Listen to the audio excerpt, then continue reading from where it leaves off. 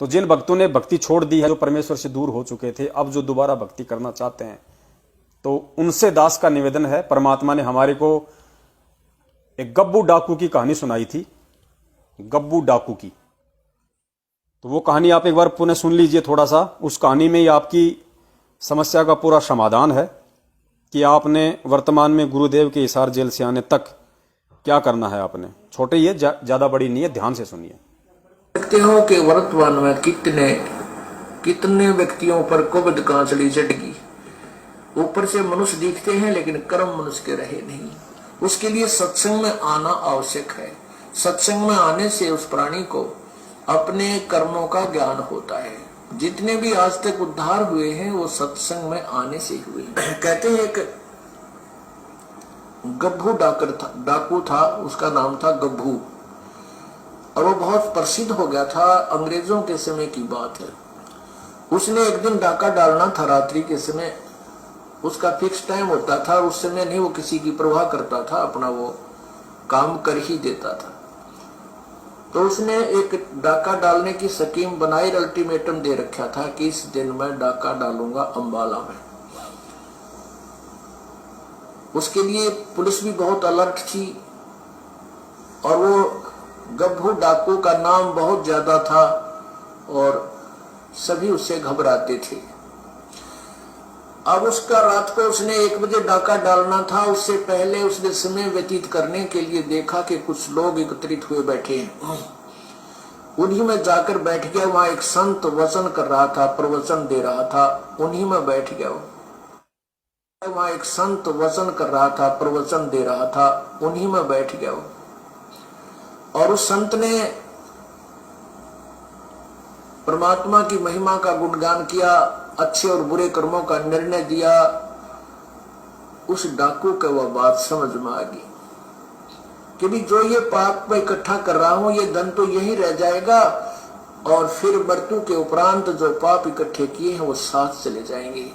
उसके बाद कुत्ता बनेगा, उसके कीड़े पड़ेंगे, खाज लगेगी, टांग टूटेगी, गर्मी में पड़ा रहेगा, सर्दी में रहेगा, गधा बनेगा, कोई दवाई औषधि को पूछने वाला नहीं होगा और जितने भी पाप कमाएगा प्राणी के साथ जाएगा। उस जीवन रहते उसका समाधान किया जा सकता है। संतों के पास जाकर अपना कल्याण करवाए और प्रायश्चित करे और पाप के पैसे को दान पुण्य करके अपना पीछा छुड़वाए। अब वो बात उस गब्बू डाकू के पक्की हृदय में बैठी, क्योंकि पुण्यात्मा अज्ञानवश ही बुरे कर्म करने लग जाती है और जिस दिन उनको ज्ञान होता है वो सूरवीर होते हैं, उसी दिन त्याग देते हैं सब बुराइयों को और वही परमात्मा को पाया करते हैं। जिन पे एक बीड़ी ना छूटती हो वो कितने के लिए तोड़ेगा बता। जिस पे एक बीड़ी नहीं छूटती वही नहीं तो वो परमात्मा के नाम में जो बाधक है तो वो किसकी भक्ति करेगा। वो तो कमजोर आदमी है, वो पार हो ही नहीं सकता, उसने अपने विकार त्याग नहीं होंगे। तो ये होते सूरवीरों के काम। जब ज्ञान समझ में आ जाता तुरंत त्याग देते हैं और अपनी सत कमाई करने लग जाते। तो सत्संग जब वचन हो लिए तो साधु उसके बाद समझ में आ गई डाकू के। तो उसने अपने साथी जो आने थे समय पर वो सभी आए, अपने गोली बंदूक ले गए, घोड़े गाड़ों पर चढ़ गए। जहां उन्होंने इकट्ठा होना था वो डाकू वहां पहुंच गया गब्बू। उन डाकू अपने साथियों से कहा भाई आज के बाद, डाकू अपने साथियों से कहा भाई आज के बाद गब्बू डाके नहीं मारेगा और ना ही कोई बुराई करेगा। आज मैंने सत्संग सुन ली। ध्यान से सुनना इस कहानी को। उसको समझ में आने के बाद उसने कहा कि आज के बाद में गब्बू डाके नहीं डालेगा।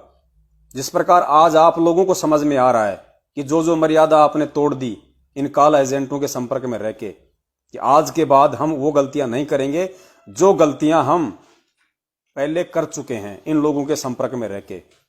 ठीक इसी प्रकार संत के सत्संग सुन के गब्बू को भी समझ में आ गया। फिर सुनिए आगे।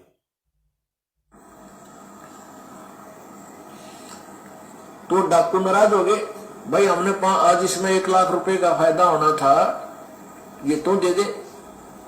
तो वो कहने लगा ठीक है भाई, मैं वो तुम्हें आज 1 लाख रुपए का जो हानि तुम्हें हो रही है वो जो मेरी पूंजी है उसमें से ले लो। और बाकी मैं अपने दान पुण्य करूंगा, पीछा छुटवाऊंगा। डाकू वापस चले गए। वो सरदार था, उनका मुखिया था। तो उसने सोचा चलो साधु के पास जाता हूं जो सत्संग कर रहा था, एक धर्मशाला में रुका हुआ था। वो गब्बू डाकू उस संत के पास गया और वहां क्वाड़ खड़खड़ाया। रात को ही संत को जगाया, कहा प्रभु जी मैंने आपका सत्संग सुना है, मैं आपके चरणों में उपदेश लेना चाहता हूं। संत ने पूछा भाई कौन है, इसी रात ने के इमरजेंसी होगी तेरी, दिन में भी ले सका था नाम तो, सुबह भी आ सकता था, रात ना आने का क्या मतलब हुआ तेरा, तू कहानी बता। तो वो कहने लगा महाराज जी मैं एक बहुत भयंकर डाकू हूं, मेरा नाम गब्बू है। जिस प्रकार वो गब्बू डाकू संत के पास जाके अपने पापों का प्रायश्चित कर रहा है, उसको हकीकत बता रहा है, उसी प्रकार आप लोगों ने इन लोगों से पीछा छुड़वा के और फिर जैसा परमेश्वर ने दास को निमित्त बनाया, अभी आपको संदेशा दिया कि आपने पूरे परिवार सहित जिन जिन ने नाम ले रखा है गुरु जी के दरबार के आगे अपने सभी जाने अनजाने की गलतियों का प्रायश्चित करना है, पश्चाताप करना है परमात्मा से और आगे के लिए तौबा करनी है। मैंने रात में आपका सत्संग सुना और आपके सत्संग सुनकर मैं अपनी दिशा बदलना चाहता हूं। अब गब्बू नाम सुनते उस संत के भी पिंडी कांपन लगी, वो कड़ा गया कसाई सुबह सुबह यो मनवाने तेरी दाड़ा लेना आया वो तेरा ही, तो वो भी डर गया। संत बोला भाई एक काम करे बेटा, नाम तो खत तुझे उपदेश तो दे दूंगा, पर भाई तू थाने में जाकर समर्पण कर दे। कहते यहाँ पर पुलिस वाले मेरी भी घीस बांध दे रहे और यहाँ आ जाए मुझे भी तंग करे बेटा। अब साधु की बात का उसके भी असर हो गया, चल ठीक है थाने में चला जाता हूँ। तो गब्बू डाकू थाने में चला गया। अब थाने में थानेदार बैठा, आगे पुलिस वाला खड़ा, वो संतरी खड़ा था थाने का आगे। वो बोला भाई कौन है, किजा है, अंदर नहीं जाना, खड़ा हो जा बाहर। तो बोला भाई मैं गब्बू डाकू हूं और तेरे थानेदार से मिलने आया हूं। अब गब्बू डाकू नाम सुनते 2 कदम पर खड़ा, उस संतरी की हाथ कांपन लग गया, बंदूक भी हाथ तो छूट गई। वह बंदूक उसने ठा ली कि नकुमा मारना दे बात में। वो बंदूक गोली गाड़ी काट गया, पेटी एक लो लको दी। उसने दूर सामने थानेदार बैठा था कमरे में, जो वो भीतर अंदर गया तो बोला रे कौन तू, कैसे आ गया? ने बोला जी मैं हूं गब्बू डाकू। अब गब्बू डाकू करते हो थानेदार का गब्बू डाकू नो करे, कुकर आ गया, उसके पीछे आ गई, कसाई छाती पा गई, मारेगा भाई। तो कहने लगा जी, वो थानेदार नहीं बोल पाया, कति घबरा गया, पसीने आ गए। उसने सोचा है भी वो कुर्सी पर उठाकर उस थानेदार के उस ऑफिस से कुर्सी पकड़कर बाहर आंगन में बैठ गया, अकी वो अपनी एकांत में सलाह मशुरा कर लेगा अपने बड़े अफसरात ही, मेरे से डरता भी कुछ नहीं कर पा रहा है। जब उसने देखा कि वो शांत होकर बैठ गया गब्बू डाकू, तो थानेदार की मच्छी पड़ गई। जब उसने देखा कि वो शांत होकर बैठ गया गब्बू डाकू, तो थानेदार की मच्छी पड़ गई। तो उसने वायरलेस वगैरह मिला मिलू के गवर्नर तक बात पहुंच गई और कहते हैं चारों तरफ से पुलिस आ गई, गवर्नर भी आ गया। अब वो इतना बड़ा डाकू थाना में आया बैठा है और वो उसने साथ ये भी कह दिया कि भाई मैं आज किसी ने मारन मोरन नहीं आया, मुझे अरेस्ट कर लो, मैं अरेस्ट होने आया हूं, अपने पापों का प्रायश्चित करने आया। तो ये सारी कहानी गवर्नर तक पहुंच गई 1 सेकंड में, मिनटों में। तो गवर्नर भी आ गया। अब सामने वो कुर्सी पर बैठा गवर्नर खड़ा है। गवर्नर पूछ रहा है भाई कैसे, क्या बात है? गब्बू दूर से खड़ा खड़ा कह रहा है तू क्या चाहता है? कहने लगा मेरी बात सुन लो, मैं क्या चाहता हूं। मैंने रात में एक सत्संग सुन लिया एक महात्मा का, और मैं आया था डाके डालन। आज ये थारी फौज तो ना डरता मैं आया था डाका डालन। मैंने वो संत के विचार सुन लिए और मेरे हृदय में गलानी होगी अपने कुकर्मों से, और मैं उसका प्रायश्चित कराने के लिए संत के पास गया था। अब संत ने ये कहा कि तू थाने में जाकर समर्पण कर दे, अपने पापों का प्रायश्चित कर दे। और तो मैं ये आया हूं कि मुझे अरेस्ट कर लो और कहता जहां भी तुमने फांसी तोड़ना तोड़ दो। वो गवर्नर बड़े बुद्धिमान हुआ करते थे। वो कहने लगे बेटा हम जेल में तो इसलिए डालते हैं कि बुराई छोड़ दे, आगे पाप ना करें। और तूने पहले ही समर्पण कर दिया, और तू आज हृदय में तेरे जगह नहीं रही इस पाप की, जब हम तुझे बरी करते हैं, हम तुझे नहीं मारेंगे, न कैद में डालेंगे। अब गब्बू ने सोचा अच्छी बात बिगड़ी भाई, ये मैंने कैद में नहीं डालते, मेरे पाप कटे को नहीं। न्यू बोला तो मेरी बात मान जाओ, मुझे सजा दे दो।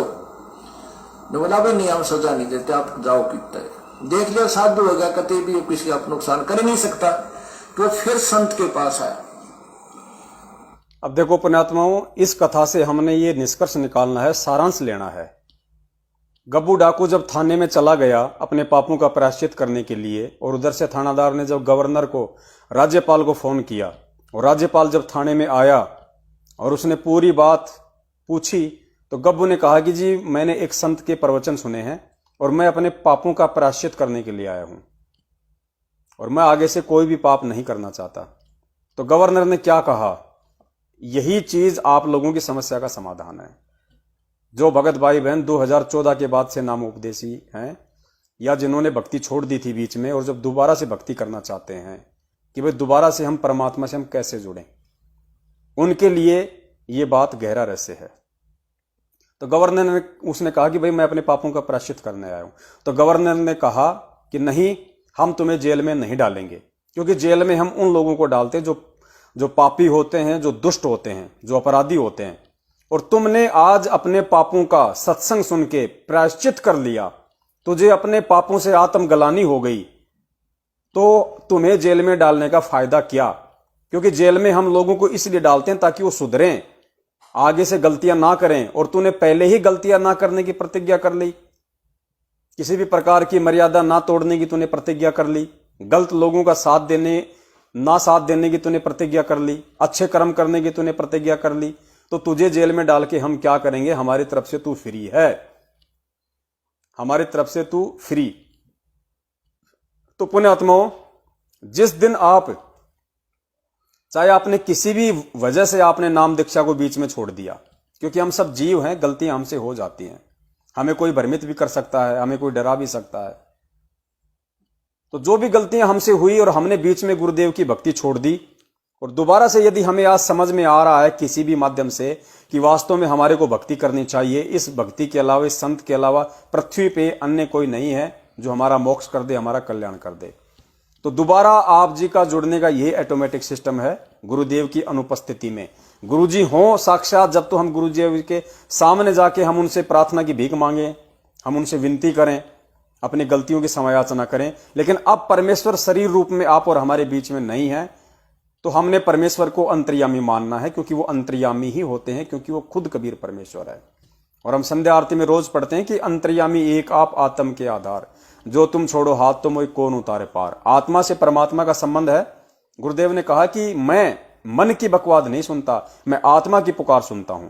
तो जिस दिन आपको अपनी उस गलती का पश्चाताप अपने आत्मा से हो जाएगा, जो भी गलती आपने की थी, जिस वजह से भी आपने ये सत्संग छोड़ा था, भक्ति छोड़ी थी बीच में, जिस दिन आपको अपनी उस गलती का एहसास हो गया, आपको पश्चाताप हुआ और वापस आप भक्ति करना शुरू चाहते हैं, तो परमेश्वर कहते हैं कि सुबह का भटका हुआ अगर शाम को घर वापस आ जाए तो वो भटका हुआ नहीं होता, वो कुछ समझा है, उसको कुछ ठोकर लगी है, तभी वो वापस आया है, आगे से वो गलती नहीं करेगा। तो इसी प्रकार जिस प्रकार उस गब्बू डाकू ने अपनी सारी गलतियों की समायाचना मांग ली, आगे से कोई भी गलती ना करने की उसने प्रतिज्ञा की, तो देखो उसको प्रशासन ने भी उसको माफ कर दिया, उसको छोड़ दिया, ये कहकर कि जेल में हम उन लोगों को डालते हैं जो गलतियां करते हैं, जो अपराधी होते हैं। और जो लोग अच्छे विचारों के हो जाते हैं, जो पहले ही किसी प्रकार के कुकर्म ना करने की प्रतिज्ञा कर चुके हैं, उनको जेल में डाल के हम क्या करेंगे, जो पहले ही अच्छा इंसान बन गया। तो पुण्यात्माओं, इसी प्रकार जिस दिन आप परमपिता परमेश्वर से वापस अपने जाने अनजाने की गलतियों की समायाचना करते हैं, क्योंकि मालिक आत्मा का साथी है, चीटी पायल बाजे पैर साहिब सुनता है सब लहर। परमात्मा हमारे मन की बात जानता है, वो आत्मा का साथी है। हमने शरीर से प्रार्थना नहीं करनी, हमने आत्मा से प्रार्थना करनी है, क्योंकि परमात्मा आत्मा को निकालने के लिए आया है। भक्ति हमने आत्मा से करनी है, आत्मा से करवानी है। शरीर तो खाली एक माध्यम है, एक निमित्त मात्र है। तो जब हम अपने पूज्य गुरुदेव जी से अपनी उन तमाम जाने अनजाने की गलतियों के लिए क्षमा याचना कर लेते हैं और आगे से कोई भी गलती या कोई भी मर्यादा ना तोड़ने की प्रतिज्ञा करते हैं, ऐसे कुपात्र लोगों के संपर्क में ना रहने की प्रतिज्ञा करते हैं, किसी भी कुपात्र को दान धर्म ना देने की हम प्रतिज्ञा करते हैं, गुरुदेव जी के सत्संग व ज्ञान रूपी आदेश को आधार बना के हम चलने का मानस बना लेते हैं और वापस उसी तरीके से भक्ति शुरू कर देते हैं जिस प्रकार नाम दीक्षा देते समय गुरु जी ने हमें बताया था। आरती कैसे करनी है, मंत्र कैसे करना है। तो उन सभी आत्माओं ने दोबारा से अपनी तमाम जाने अनजाने की गलतियों की समायाचना करते हुए अपने घर में वापस परमात्मा का उसी प्रकार से दरबार लगाओ और उसी प्रकार से परमपिता परमेश्वर को दंडोत करके तीनों समय की आरती शुरू करो, अपने मंत्र शुरू करो, परमात्मा का सत्संग सुनना शुरू करो और मर्यादा में रहिए, अच्छे भक्तों के संपर्क में रहिए, गुरुदेव जी के सत्संगों के संपर्क में रहिए। परमात्मा आत्मा का साथी है, तुरंत आपको स्वीकार कर लेगा। आपको कहीं भ्रमने भटकने की जरूरत नहीं है, ना किसी फर्जी नामदान केंद्र पे जाने की जरूरत है। गुरुदेव ने कितने सत्संग किए कि पहले के लोग जंगल में जाके भक्ति करते थे, तो गुरु जी ने क्या कहा कि भगवान कोई जानवर थोड़ी है जो किसी ने पेड़ के बांध रखा है जंगल में, जो तुम वहां जाओगे तो तुम्हारे को दर्शन देगा। परमात्मा तो कण कण में व्याप्त है। तो अगर भगवान है तो आपके घर में भी है। गुरु जी ने बताया अपने घर को आश्रम बनाओ। भाई आने वाले समय में कोई आश्रम नहीं होगा। जब गुरुदेव यहां से चले जाएंगे अपनी लीला पूरी करके, इस पृथ्वी लोक से चले जाएंगे इस शरीर से, उसके बाद में कहीं कोई आश्रम नहीं होगा। जो ये काल प्रेरित मैनेजमेंट वाले जगह जगह अपनी ये दुकानें खोल खोल के जो इन्होंने अपना जो धंधा सेट कर लिया है, 2-3 महीने पहले से इन्होंने एक नया धंधा शुरू कर लिया जमीन के नाम पे। बेचारे भोले भाले भगत भाई बहनों को गुरुजी का आदेश बता के उनकी जमीन दान करवा रहे हैं, वहां पे आश्रम खोल रहे हैं छोटे छोटे, ताकि और लोग जुड़े और पैसा आए। जबकि गुरुदेव क्या कह रहे हैं सत्संग में, हमने गुरुदेव के आधार से चलना है। हमने मैनेजमेंट के आधार से चल के ही मार खाई है आज तक। हमने गुरुदेव के आधार से चलना है, उनके वचन आधार से चलना है, सत्संगों के आधार से चलना है। तो गुरुदेव ने हमारे को क्या निर्देशित किया है, आने वाले समय में किस प्रकार से हमें रहना है, किस प्रकार से हमने अपनी रहनी करनी को करना है। इस सत्संग में गुरुजी ने बिल्कुल स्पष्ट कर दिया कि इस दास के सतलोक जाने के बाद में कहीं भ्रमणे भटकने की आवश्यकता नहीं है। स्पष्ट बोल रहे हैं गुरुजी कि दास ऐसी व्यवस्था करके जाएगा, घर पे बैठ के आपने भक्ति करनी है। और ये वही समय चल रहा है। परमात्मा हिसार की छोटी जेल में बैठ के आज आप और हम मूर्खों की यही तो रहनी करनी देख रहे हैं कि मेरे जाने के बाद में किस तरीके से इस मार्ग को चलाएंगे। जो कमियां जो गलतियां आज ये कर रहे हैं, मैं इन गलतियों को सुधार के जाऊंगा। फिर तो गुरुदेव के जाने के बाद में ना मुंडका जाने की जरूरत है, ना बैतूल जाने की जरूरत है, ना किसी और आश्रम में जाके धक्के खाने की जरूरत है। परमेश्वर ने आपको ज्ञान दे दिया, ध्यान दे दिया, समाधान दे दिया, भक्ति दे दी, मर्यादा दे दी, मंत्र दे दिया, सुमरण दे दिया, सत्संग दे दिया, सब कुछ बता दिया। अब परमेश्वर कह रहे हैं भैया अपने घर को आश्रम बनाओ, क्योंकि भगत बनने की रिहर्सल आपने अपने घर में करनी पड़ेगी। अपने घर को आश्रम बनाओ। घर पे जो तुम आरती मंत्र पाठ करते हो, दंडवत करते हो, फिर उसका फायदा क्या? जब तुम भगवान को कहीं और देख रहे हो और दंडवत अपने घर पे कर रहे हो, तो क्या दीवारों के सामने दंडवत कर रहे हो? तुम्हें उस दंडवत का फायदा कहां मिलेगा? परमेश्वर कहते हैं घट ही में गंगा, घट ही में यमुना, घट ही में है जगदीश, सतगुरु तारेंगे। जगदीश कौन? सतगुरु देव जी, परमात्मा, जगत का ईश परमेश्वर। और कहे कबीर सुनो भाई साधो, मैं तो हूं विश्वास में। अब सुनो गुरुदेव जी के मुख कमल से। और अगर समझदार भगत हो तो गुरुदेव जी के आने से पहले कहीं धक्के खाने की जरूरत नहीं है, कहीं भी, किसी भी आश्रम में, किसी भी नामदान केंद्र पे। जब गुरुजी आ जाएंगे, जिस आश्रम में गुरुजी आएंगे और जहां गुरुजी हमें आने के लिए कहेंगे, महीने में एक बार या 2 महीने में, क्योंकि पूरा देश पलटेगा, पूरा विश्व पलटेगा, दर्शन दुर्लभ हो जाएंगे परमेश्वर के। ये तो आज है मौका सेवा का जो परमेश्वर ने सत्सेवकों को दी हुई है।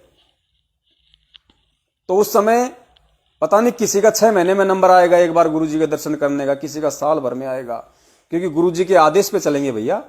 पूरा विश्व आएगा, तो पूरा विश्व आएगा तो कोई एक दिन में तो सब लोगों को परमात्मा बैठा नहीं पाएंगे। बाकी तो परमेश्वर की मोह समर्थ है, वो तो पूरे लोगों को एक जगह बैठा दे। लेकिन परमात्मा जो भूमिका कर रहे हैं उस आधार से, तो उस समय जब परमात्मा हमें आदेश करेंगे कि भाई नेपाल के भक्तों को महीने में उस दिन आना है, राजस्थान के भक्तों को उस दिन आना है, अमेरिका वाले भक्तों को उस समय आना है, उसी समय जाएंगे।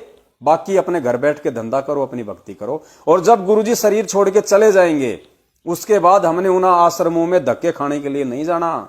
ये गुरुजी स्पष्ट रूप से कह रहे हैं। और काल तुम्हें फांस रहा है, मुंडका बुला के, सिंहपुरा बुला के, रोहतक बुला के, भिवानी बुला के, जिंद बुला के, तारीखों पे बुला के तुम्हारी भक्ति की ऐसी की तैसी कर रहा है। तुम्हें ज्ञान विरुद्ध चला के तुम्हारे अंदर वो रिहर्सल करवा रहा है कि बच्चों आज भी ऐसे करो, आगे भी ऐसे करना है। और गुरुजी ने क्या कहा हमें, क्योंकि ये सत भक्ति है। परमेश्वर का वचन फैल नहीं हो सकता। मैनेजमेंट चाहे कितने कुकर्म कर ले, भगत चाहे कितनी गलतियां कर लें, परमेश्वर का वचन है। जिस काम के लिए परमात्मा जिस युग में आता है उसको पूरा करके जाता है। वर्तमान में परमात्मा आत्म कल्याण के लिए आए हैं तो करके जाएंगे जो करवाना चाहेगा। और पूरी व्यवस्था परमात्मा बना के जाएंगे, पूरी व्यवस्था। क्योंकि हजारों साल तक ये मार्ग चलेगा गुरुजी की शारीरिक रूप से अनुपस्थिति में। तो हजारों साल तक मार्ग चलेगा तो चलेगा, चाहे कोई कितना ही जोर क्यों ना लगा ले, कोई कितने ही पाखंड संगत से क्यों ना करवा ले, उसकी व्यवस्था परमात्मा करके जाएगा, समझा के जाएगा अच्छे से। और गलतियां नहीं होंगी फिर ये हजारों वर्षों तक। और जो गलतियां करेगा उसको सब लोग समझ जाएंगे ज्ञान आधार से कि ये सतगुरु का है या ये काल का एजेंट है, और हमें किसके आधार से चलना है। तो गुरुदेव क्या कह रहे हैं, अपने जाने के बाद आश्रमों में जा जाके धक्के खाने हैं या अपने घर को आश्रम बनाना है।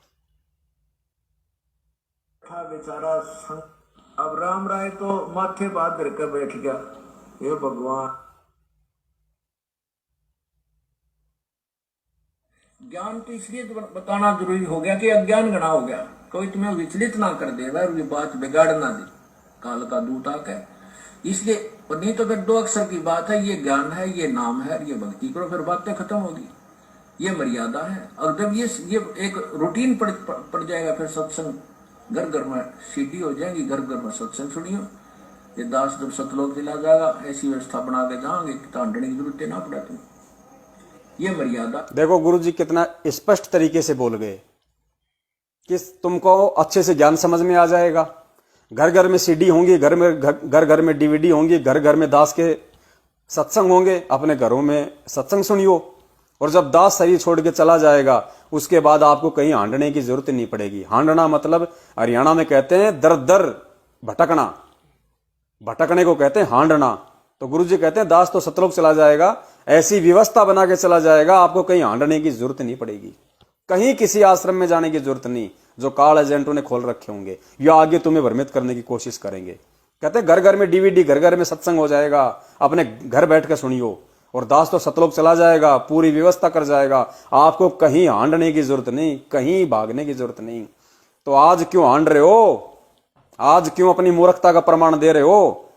वो सिर्फ इसलिए दे रहे हो क्योंकि सत्संग नहीं सुनते तुम, गुरु जी के आदेशों को फॉलो नहीं करते। तुमने तो पीले पर्चों को अपना गुरु बना लिया, काल को, उससे काम नहीं बनेगा। दोबारा सुनो, ज्ञान तो इसलिए बात बिगाड़ ना दे, काल का दूत आके। इसलिए नहीं तो फिर दो अक्षर की बात है, ये ज्ञान है, ये नाम है, ये भक्ति करो, फिर बातें खत्म होगी। ये मर्यादा है। और जब ये एक रूटीन पड़ जाएगा, फिर सत्संग घर घर, जब ये रूटीन पड़ जाएगा यानी ज्ञान को लोग आधार बना लेंगे, समझ में आ जाएगा। और रूटीन सत्सेवकों के माध्यम से परमेश्वर ने शुरू कर दिया है, क्योंकि सत्संग सत्सेवक इन मैनेजमेंट वालों के पीछे बाकी संगत की तरह कुत्तों की तरह हटते हुए नहीं फिरते। भगवान हमारे घर में है, भगवान हमारे घट में है, भगवान मैनेजमेंट का गुलाम नहीं है, भगवान उस कलयुगी परिवार का नौकर नहीं है जो उनके हिसाब से चलेगा, या हम उनकी गुलामी चापलूसी करेंगे तो हमें लाभ मिलेगा। गुरुजी कह रहे हैं जब ये रूटीन पड़ जाएगा, तुम अच्छी तरीके से समझ जाओगे हर चीज को, घर घर में सत्संग होंगे, अपने घर में बैठ के सुनियो। दास तो सतलोक चला जाएगा, पूरी व्यवस्था करेगा, फिर तुम्हें कहीं हांडने की जरूरत नहीं। इसका मतलब आने वाले समय में भगत को किसी आश्रम में धक्के खाने की जरूरत नहीं। घर को आश्रम बनाओ, परमात्मा की मर्यादाओं का ध्यान रखो, अच्छे बुरे कर्म की परमात्मा पहचान करवा देगा, अपनी भक्ति करो, अपना रोजी रोटी के लिए अपना हाथ धंधे का अपना कोई छोटा मोटा अपना जुगाड़ करो। इनकी तरह खाओ मत लूट के, ज्योति पाठ के नाम पे लूटना नहीं संगत को। सुनिए, ये एक रूटीन पड़ जाएगा, फिर सत्संग घर घर में सीडी हो जाएंगी, घर घर में सत्संग सुनियो।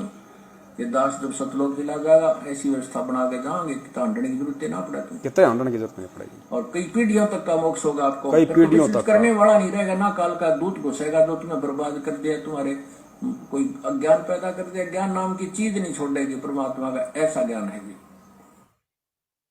और सुनो एक बार दोबारा इसको ध्यान से, परमात्मा ने कितना बड़ा संकेत किया हुआ है, और हम लोग क्यों नादानी में धक्के खा रहे हैं यहाँ जा जाके। वो यही तो देख रहा है कि ये क्या क्या गलतियां करते हैं, उन गलतियों को सुधार करके जाऊंगा फिर। तो जो पहले सुधर जाएं उनका कितना बड़ा सौभाग्य।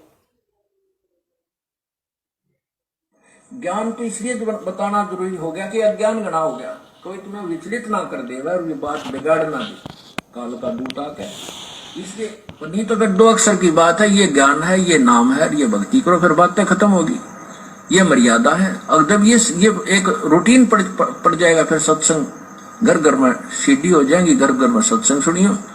ये दास जब सतलोक दिला जाएगा, ऐसी व्यवस्था बना के जाओगे कि ढांडने की जरूरत ना पड़े तुम, और कई पीढ़ियों तक का मोक्ष होगा आपको। फिर कोई विचलित करने वाला नहीं रहेगा, ना काल का दूत घुसेगा जो तुम्हें बर्बाद। तो सच्चाई पुण्यात्माओं, आप लोगों को बिल्कुल निश्चिंत हो जाना चाहिए कि परमेश्वर ने जो ये साध संगति का प्रोग्राम जो चलवाया है, ये परमेश्वर के कार्यक्रम के तहत है, परमेश्वर की आने वाले समय की योजनाओं के तहत है, जो परमेश्वर इसी लाखों की संगत में से, मूर्खों में से अपने भगत छांट रहे हैं। परमात्मा जो अच्छी आत्माएं हैं उन तक संदेशा पहुंचा रहे हैं कि गुरुदेव क्या चाहते हैं और हम क्या कर रहे हैं और किस प्रकार से हमने बनने की कोशिश करनी है।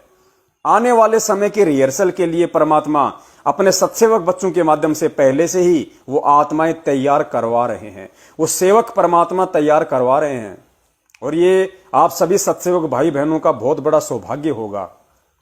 गुरुदेव के आने के बाद में 90% सेवक और सेविकाएं परमेश्वर सत्सेवकों में से ही चुनेंगे।